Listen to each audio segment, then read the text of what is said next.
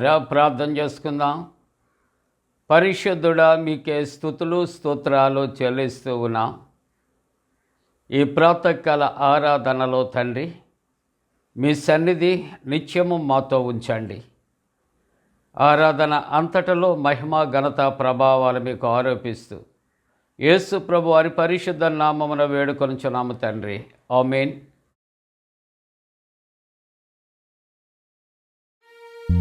చూచుచున్నాము నీ వైపు మా ప్రియ జనక, చూచుచున్నాము నీ వైపు మా ప్రియ జనక, చూచుచున్నాము నీ వైపు, చూచుచు నీ ప్రేమ సొంపు సువార్తను, చాచుచు గరమును చక్కగా నీ వైపు, చూచుచున్నాము నీ వైపు మా ప్రియ జనక, చూచుచున్నాము నీ వైపు మా ప్రియ జనక, చూచుచున్నాము నీ వైపు.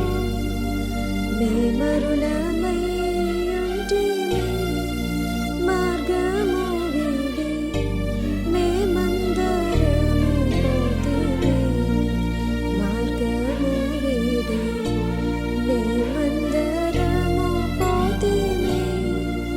ప్రేమ చిన్నప్పుడు ప్రియతనయు నంపించి, క్షేమ మార్గము మాకు ప్రేమను చూపితివి.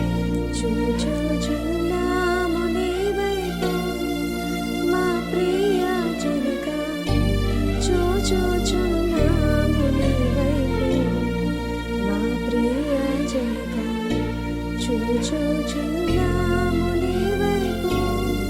దయచూచి మమ్మోనెప్పుడు మంచివి అన్ని దయచేయుమెల్లప్పుడు, మంచివి అన్ని దయచేయుమెల్లప్పుడు.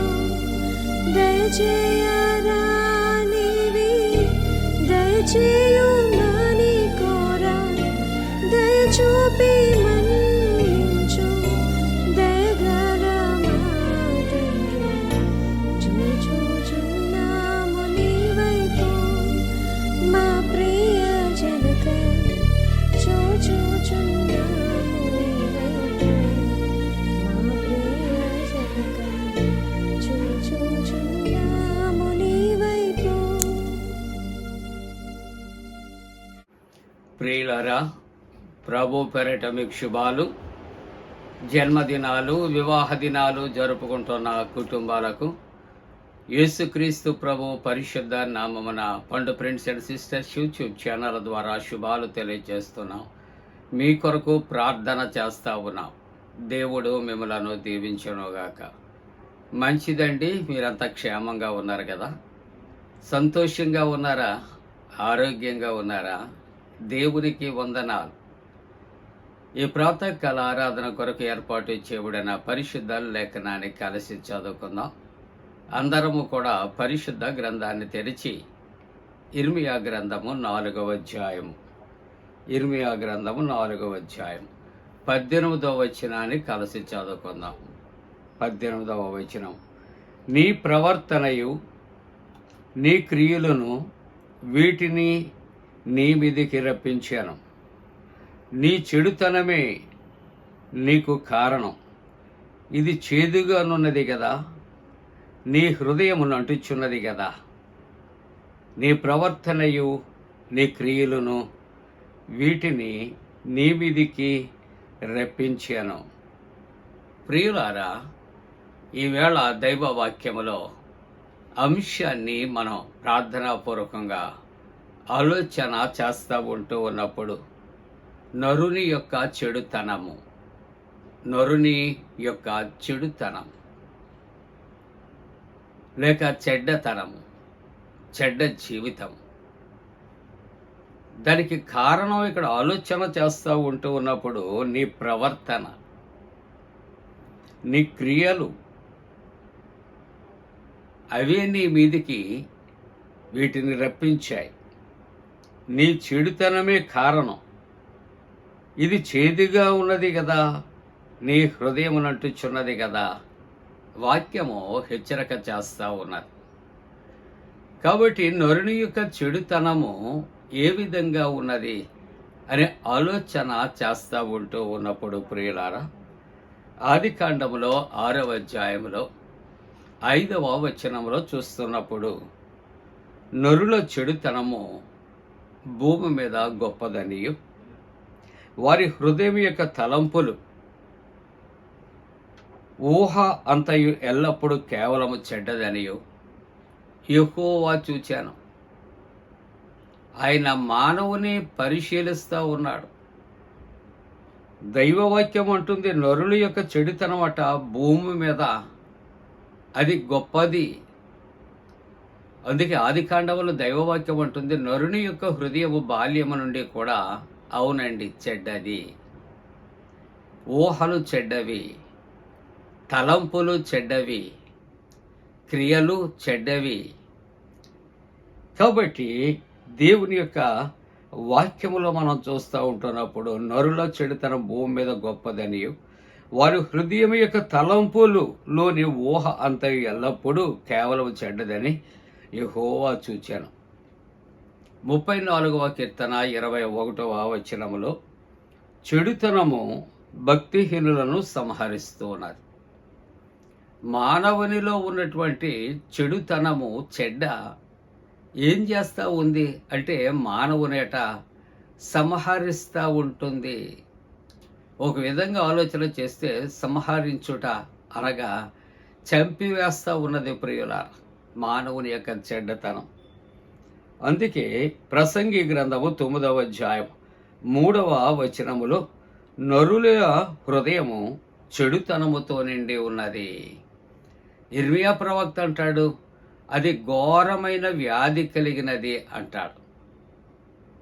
హృదయము ఘోరమైన వ్యాధి కలిగినది అంటాడు.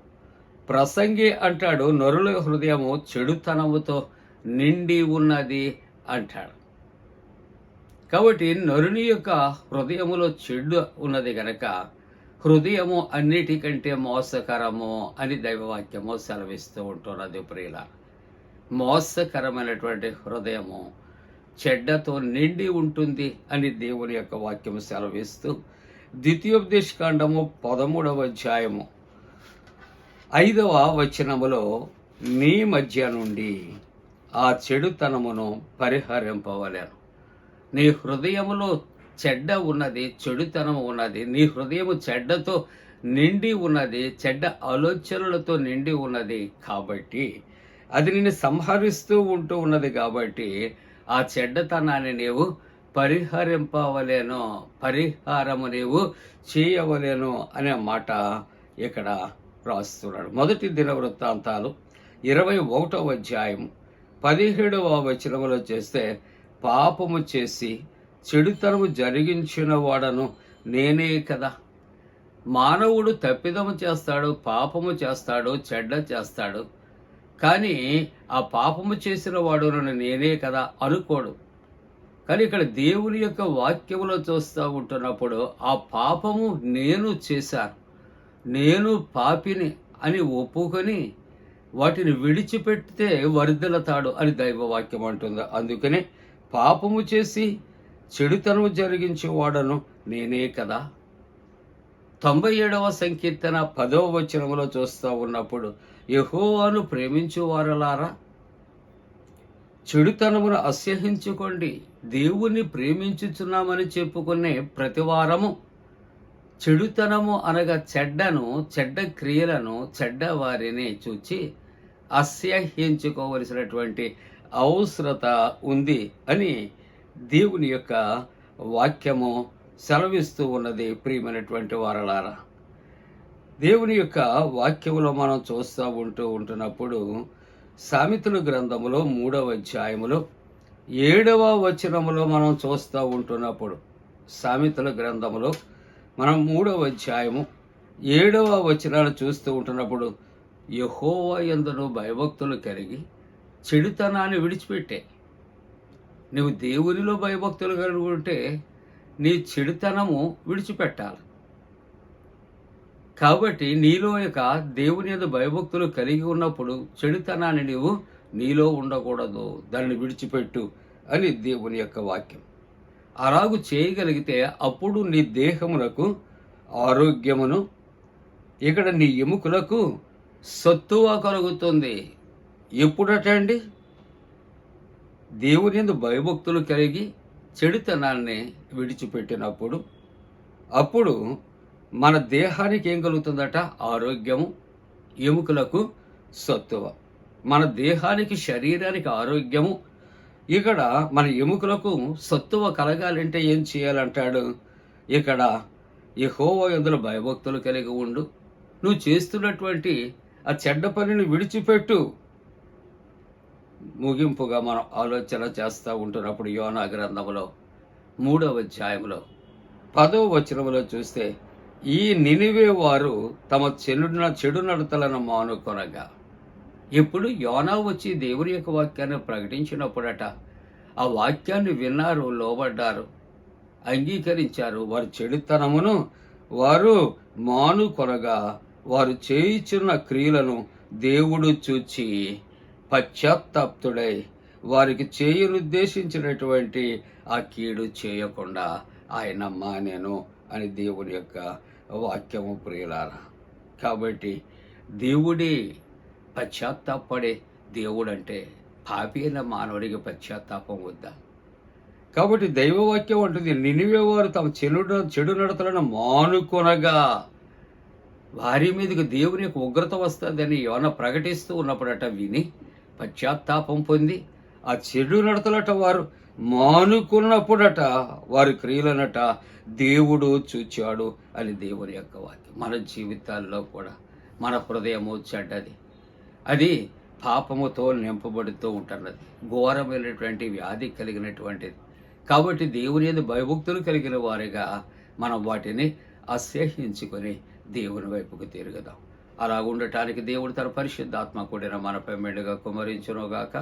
ఆమేన్. ప్రార్థన. పరిశుద్ధుడా, నీకు వందనాలు, స్తోత్రాలు చెల్లిస్తూ ఉంటున్నావు నాయన. నరుని యొక్క చెడుతనాన్ని నీవు చూస్తూ ఉంటూ ఉన్నావు. కాబట్టి నాయన, మా హృదయాన్ని శుద్ధీకరించు నా తండ్రి. చెడు తలంపులను దూరపరచు నా ప్రభు. జన్మదినాలు, వివాహ దినాలు జరుపుకుంటున్న కుటుంబాలను ఆశీర్వదించు. అలాగే పరీక్షలు కొరకు సిద్ధపడుచున్న బిడ్డల కొరకు ప్రార్థిస్తూ ఆరోగ్యము తండ్రి అందరికీ నాయన కలుగుచ్చే, స్వస్థత కలుగుచ్చే ప్రభు. దేవా, నీ సన్నిధి మాతో ఉంచండి. యేసు నామమున వేడుకొంచున్నాం తండ్రి. ఆమేన్. పరలోకమందున మా తండ్రి, నీ నామం పరిశుద్ధపరచబడనుగాక, నీ రాజ్యం వచ్చునుగాక, నీ చిత్తం పరలోకమందున వేర్చినట్టు భూమి అందు నెరవేరునుగాక. మా ఇందిన ఆహారం నేడు మా దాయిచ్చే, మా ఎడల ప్రార్థన చేసిన వారికి క్షమించిన ప్రకారముల ప్రథమ క్షమించము, శోధంలోనే తెక్క కీడును తప్పించము. రాజ్యము, శక్తి, మహిమ నిరంతరము నీవే ఉన్నవి. ఆమేన్. మన పరమ తండ్రి అయిన దేవుని యొక్క ప్రేమయు, ప్రభువైన యేసుక్రీస్తు ప్రభు కృపయు, పరిశుద్ధాత్మక అన్యోన్య సహవాసము, ప్రాతకాల ఆరాధనలో ప్రభువుని ఆరాధిస్తున్న ప్రతి కుటుంబానికి తోడుగుండి సంరక్షించి కాపాడునుగాక. ఆమేన్.